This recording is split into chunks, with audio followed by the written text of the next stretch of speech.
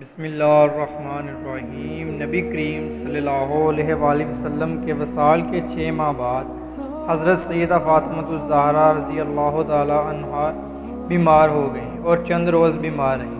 پھر 3 رمضان المبارک منگل کے شب ان کا انتقال ہوا۔ اس وقت ان کی عمر مبارک علماء نے 28 یا 29 برس ذکر کی ہے۔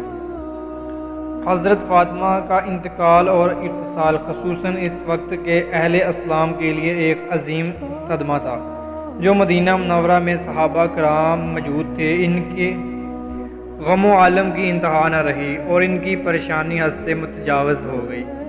تمام اہل مدینہ اس صدمے سے متاثر تھے، خصوصاً مدینہ طیبہ میں موجود صحابہ کرام اس صدمہ کبریٰ کی وجہ سے نہایت غمگین تھے، اور صحابہ کرام کا غمگین ہونا اس وجہ سے بھی نہایت اہم تھا کہ ان کے محبوب کریم صلی اللہ علیہ وآلہ وسلم کی بلا واسطہ اولاد کی نسبی نشانی اختتام پذیر ہو گئی تھی۔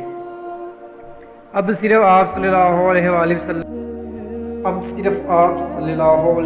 وسلم کی ازواج مطہرات نبی کریم صلی اللہ علیہ وسلم کی نشانی باقی رہ گئی تھی۔ ان حالات میں سب حضرات کی خواہش تھی کہ ہم اپنے نبی صلی اللہ علیہ وآلہ وسلم کی صاحبزادی کے جنازے میں شامل ہوں اور اس سعادت عظمی سے بہرہ اندوز ہوں۔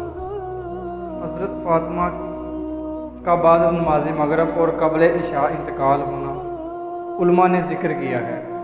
اس مختصر وقت میں جو حضرات موجود تھے وہ سب جمع ہوئے۔ حضرت فاطمہ رضی اللہ تعالی عنہ کا غسل اور اسمہ بنت عمیس کا خدمات حضرت فاطمہ نے قبل از وفات حضرت ابوبکر صدیق کی زوجہ محترمہ حضرت اسمہ بنت عمیس کو یہ وصیت کی تھی کہ آپ مجھے بعد وفات غسل دیں اور حضرت علی اس کے ساتھ معاون ہوں۔ چنانچہ حسب وصیت حضرت اسمہ بنت عمیس نے حضرت اسمہ آپ کے غسل کا انتظام کیا۔ اس کے ساتھ غسل کی معاونت میں بعض اور بیویاں بھی شامل تھیں، مثلاً حضور صلی اللہ علیہ وسلم کی غلام ابو رافع کی بیوی اور ام ایمن وغیرہ۔ حضرت علی المرتضیٰ اس سارے انتظام کے نگرانی کرنے والے تھے۔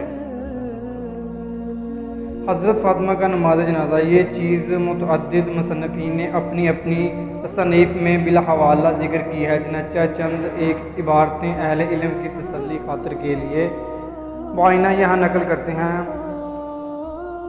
ابراہیم الخفی فرماتے ہیں کہ ابوبکر صدیق رضی اللہ تعالیٰ عنہ نے فاطمہ بنت رسول صلی اللہ علیہ وسلم کا جنازہ پڑھایا اور اس پر 4 تکبیریں گئیں۔